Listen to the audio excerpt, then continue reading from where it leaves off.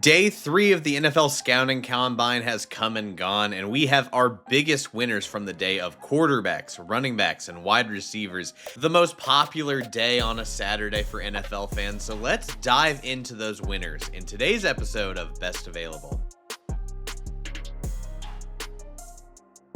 Thank you for watching today's episode. Make sure that you are subscribed on YouTube and follow us on socials at BestAvailableYT. If you are a big fan of the channel and want to support us in another way, consider becoming a member. Shout out to Patrick Detmer, our latest member to join. If you are a huge draft fan, I highly encourage it. We do get full access to my NFL Draft Big Board that's constantly being updated, and as you would expect, is being updated like crazy right now. So thank you again, Patrick, and again, consider becoming a member. I'll leave details to that in the episode description.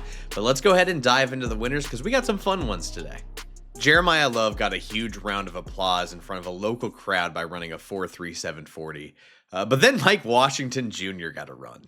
Despite being listed at 223 pounds, Washington posted the fastest time among running backs in this year's group, posting a blazing 4.33. That capped off an excellent day for the Arkansas running back, which included second place finishes in the vertical and broad jumps with a 39-inch vert and 10'8" in the broad, which gave him a perfect 10.0 relative athletic score before those agility scores come in if he decides to do them at any point in the pre-draft process. Probably one of the highlights of Combine Week came after all of that testing, and after Washington ran the 40, Stacey Dales reported on the sideline, and the camera crews caught it, just how emotional Washington was following that 4.33 40. It's stuff like this that reminds you how important of a week this is for these young men that are basically having one of the most intense interviews you could possibly imagine, trying to make their NFL dreams a reality. It really was a special moment.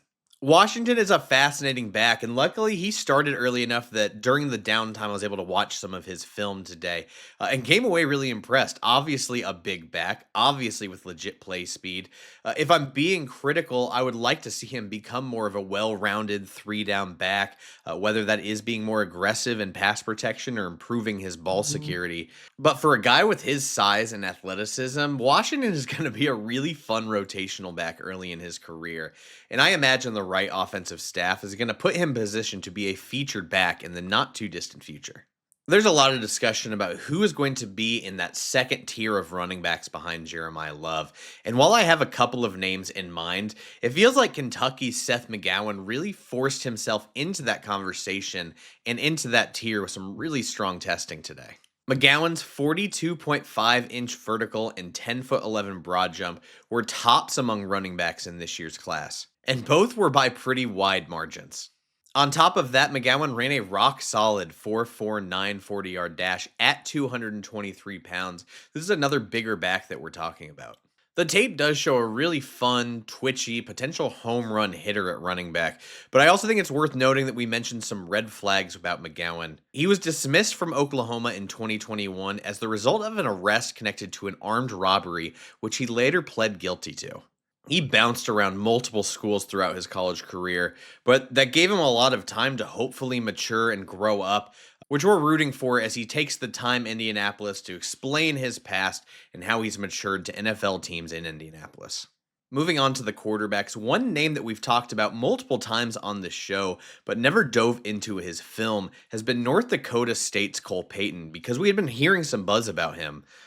Now I understand why he's been getting so much buzz. Payton finished second among all quarterbacks with a 40-inch vertical and a 10'10" broad jump, combined with a rock-solid 40-yard dash of 4.56 seconds, which is really, really solid for one of these thicker dual-threat quarterbacks.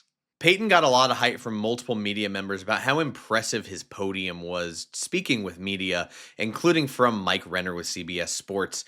And I think when you combine his personality with his physical traits, he might be a name you keep hearing about in the coming months as one of these small school quarterbacks that could potentially vault himself into that QB3 conversation. Personally, I'm fascinated to watch him. You don't see a lot of left-handed FCS quarterbacks, so I am curious to see how this goes.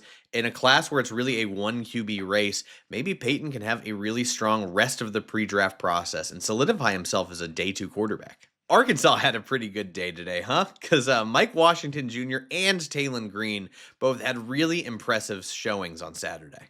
The Razorbacks quarterback made combine history on Saturday with a 43.5-inch vertical, a combine record at the position by 3 full inches, breaking Anthony Richardson's previous record of 40.5. He then broke another combine record for quarterbacks immediately following this with an 11'2" broad jump. Green even got close to breaking the 40-yard dash record for quarterbacks, and only needing one run to do it, shutting himself down after running the 40 in 4.36 seconds.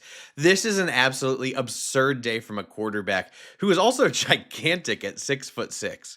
As far as how the throwing drills went, the ball explodes out of this guy's hands, but it is clear that he has a ton to work on. A lot of accuracy issues on some of the shorter throws, and granted, the ball placement really cleaned up as they started letting him rip deep downfield, but the mechanics and stuff need a lot of work, and I think that's why you're probably going to see him as a day 3 quarterback.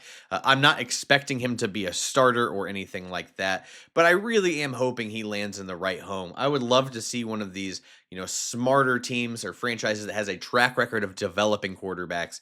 Let him get in the lab, get comfortable. Would love the idea of him as one of these project backups because the physical tools are outrageous. And I know there's talk that he could convert to a different position, but I just want to see a guy like this potentially figure it out at the NFL level because the traits were so fun to watch today. I always love talking about players that made themselves a ton of money at this week's event. And at wide receiver, I got to give a shout out to Cincinnati's Jeff Caldwell, one of those guys that kind of burst onto the scene today with just a terrific day all around. The frame and production for the Bearcats after 3 years at Lindenwood, transferring to a new school, that helped him earn an invite to the Shrine Bowl in Dallas earlier this month. And then all the buzz helped him get another invite to the Combine, where he just dominated the competition. After measuring in at 6'5" and 216 pounds, Caldwell led the entire first group of receivers with an 11'2" broad jump that was only passed by one player in the second group. And then he was a half inch from the top of the group with a 42-inch vertical jump. And then at that size, at 6'5", he comes out and runs a ridiculous 4.31 40-yard dash. That's an insane time given his size. I still can't believe it. What a perfect day for this guy. I believe he came out with a 10.0 perfect relative athletic score. Really fun day from him. An unknown commodity. I'm really hoping we get a chance to chat with him on this channel. I would love to just pick his brain as one of these small school guys. Comes to Cincinnati, has a really solid year. These tools are off the charts. He made some flashy plays at the Shrine Bowl. I can't wait to see what happens with him. Really rooting for this kid. Congrats to him. I love stories like this. What a way to blow everyone away in Indianapolis. After talking so much about all of the guys that just dominated testing and everything like that, I want to make sure I highlight someone that, yes, had solid testing, but also looked really smooth in the combine position drills. And for me, that's a guy that I've liked for a bit in Alabama's Germie Bernard. Coming in at a rock-solid frame at 6'1" and 206 pounds, Bernard didn't exactly blow everyone away with every single drill, and there were some, frankly, he did struggle with. A disappointing 32.5-inch vertical jump, an average 4.31 in the short shuttle. But then he had some really strong numbers elsewhere. A 10'5" broad jump, a 4.48 in the 40-yard dash, which is great considering his play style. And then he had an excellent 6.71 in the 3-cone drill, blowing the other receivers, and granted, there weren't a lot participating in agility drills. Stop me if you've heard that one before, but blew everyone else away in the 3-cone with an elite score. That 6.71 is outstanding for a receiver, especially one built like Bernard. When it came to the position drills, Bernard looked smooth through everything, rarely laboring, showing off clean breaks and strong, reliable hands. And I'm a huge fan of Bernard's game, especially with his body control on some ridiculous, tough, contested catches. And I feel strongly that he's going to be a long-time veteran in the NFL. Really fun group today. Obviously some guys that we wanted to see with athletic testing, we just didn't. But also shout out to Brendan Thompson. As we're recording, I have this on a little screen over here. Sub 4.340. We've been waiting for that all week. Brendan Thompson was the guy out of Mississippi State we were all waiting for. We knew it was going to be fast. That is an absurd time. Shout out to you, Brendan Thompson. That is crazy. I'm glad to see that. That'll do it for today's winners. Thank you so much for watching. Glad to see so many of you that are new here following along with the Combine winners. This is going to be a very draft-focused, heavy channel going forward up to the draft. So stay tuned, stay subscribed. Thank you so much for watching today's episode.